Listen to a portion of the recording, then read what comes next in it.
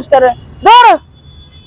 আমার ঘর নাই বাড়ি নাই আমি রাস্তা রাস্তা সারা দিন মাটি মেদে গড়াই আমার কিসের পরিষ্কার আমার ঘরে থাকার জায়গা করে দাও খাওয়ার জায়গা করে দাও আমার গোসলের জায়গা করে দাও পেশেন্ট না পরিষ্কার পেশেন্ট না তুমি আমার একদিন নিয়ে গোসল করাইলে লাভ হইব কি আমি সারা জীবন আমি থাকব ময়লা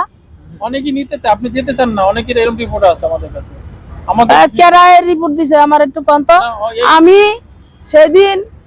ওই যে 1 নম্বর গেট দিয়ে একটু সামনে একটা মেন্টাল হাসপাতাল আছে আচ্ছা আচ্ছা এই হাসপাতালে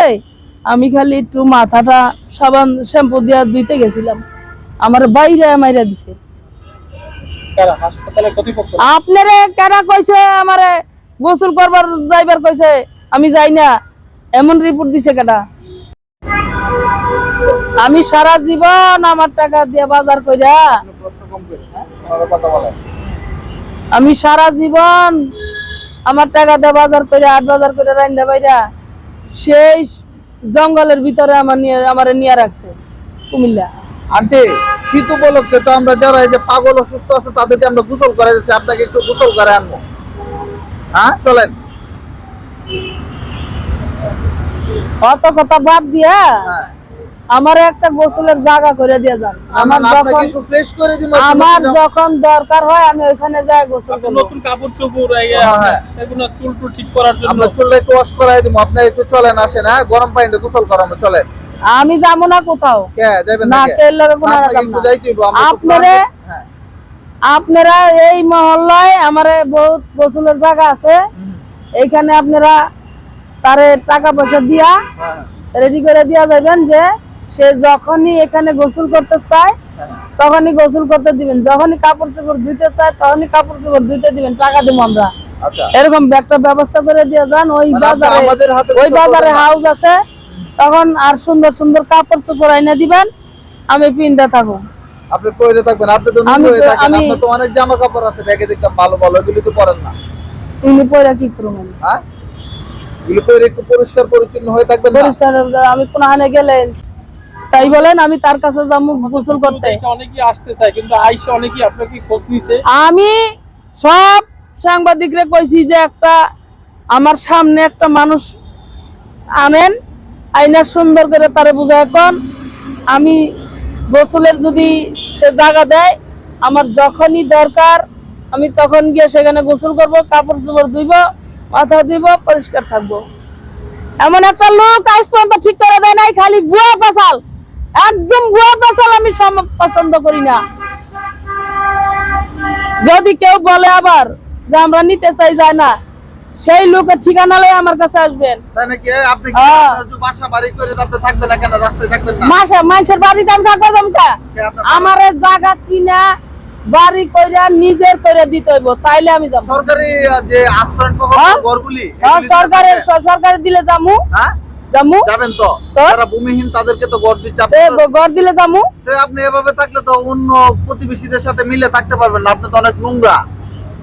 আমি আমার জায়গা দিলে আমি সুন্দর হয়ে থাকুম আমার ঘর বাড়ি দিলে আমি সুন্দর হয়ে থাকব না রাস্তার মধ্যে ভালোভাবে থাকে এই যে আপনার জামা কাপড়গুলি কেমন জানেন অনেক রাস্তা থাকে কেডা ভালো হয়ে থাকে রাস্তা থাকে কেডা সবারই বাসা আছে আপনার বাসা আছে তাই আমি তো নিজের ঘর বাড়ি ছাড়া থাকুম না কোন আমাদের ভিডিও থেকে অনেকেই জানতে চেয়েছে অনেকে আসছে আপনার কাছে আয়শা নাকি তারা বলছে যে আমাদের সাথে যাবেন কিনা না আমি কারোর সাথে যাব না আপনি নাকি আমারে নিজের করে ঘর বাড়ি করে দিতে হইব আমি যাতে মৃত্যু পর্যন্ত এখানে নিঃস্বাধীনভাবে বসবাস করে যেতে পারি এমন একটা বসবাসের জায়গা থাকতে হবে মানুষ আসে যেমন আপনি আইলেন যাইবেন আমার লগে আপনি যে কদিন বাইসা থাকেন ওই কদিন আমার সেবা করলেন আপনি গেলেন গা মইরা তার ঘরে যারা আছে তারা লাত্তি দিয়ে আমার দিল বাইর করে তখন কি আমার টাকার কোনো ব্যবস্থা আছে ওরকম ঘরে আমি যাবো কে আমার নিজের কইরা যে জিনিসটা দিব আমি ওইটা নিব আমি তো সবার টাকাও নেই না আমি তো সবার খাবারও খাই না নিজের কইরা যেটা মনে করি সেইটাই আমি খাই নিজের করে যেটা মনে করি সেইটাই নেই আমার তো ভিক্ষাও সহজে দিতে পারে না সবার ভিক্ষাও তো আমি নেই না সবার দানও তো আমি নেই না সবার খাওয়ানো তো আমি খাই না কেন নেন আপনি কিভাবে বুঝেন কে ভালো কে মন্দ আপনি বুঝতে কারো দানি আমার পছন্দ হয় না। আমি 8 বছর বয়সে কারিয়ানা কোরআন শরীফ খতম করছি,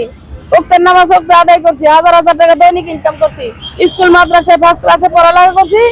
আমার বাবা কইছে খালি রোজা নামাজ করলে আল্লাহরে পাওয়া যাবে না, মানুষের সর্বপ্রকারের সেবা করা লাগবে। আমি 400 ভিক্ষুকের ভিক্ষা এখানে রেডি রয়েছি, এক রকমের নোট, আসলে কি চকচকা আপনি নোট। আরবি পড়ছেন? আমি আপনি একটু আরবিতে আমরা একটু শুনে আমি কি কই,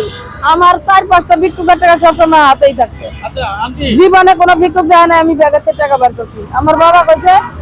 ভিক্ষুক আসার সাথে সাথে দাঁড়ানোর সুযোগ দিবা না, চাওয়ার সুযোগ দিবা না, দাঁড়ানোর আগে চাওয়ার আগে দিয়ে দিবা। জীবনে কেউ করতে পারবো না আমি ভিক্ষা দিছি কিনা। এত গোপনে ভিক্ষা দিছি, এত দ্রুত ভিক্ষা দিছি যে জীবনে কেউ করতেই পারবো না যে আমি ভিক্ষা দিছি কিনা। ভিক্ষুকের কাছে জিজ্ঞেস করে তারপরে জানছে যে আমি ভিক্ষা দেই কিনা। তারপর আমার ঘরে যদি কেউ আসতো, মানুষের জন্য সবকিছু রেডি করে রাখতাম। আসার সাথে সাথে নিজে, বাবা কইছে নিজের কাজ করাইতে আগে মানুষের দিয়া লইবা, আগে মানুষের সেকেন্ডের মধ্যে দিয়া বিদায় করে এরপরে নিজের কাজ করতাম।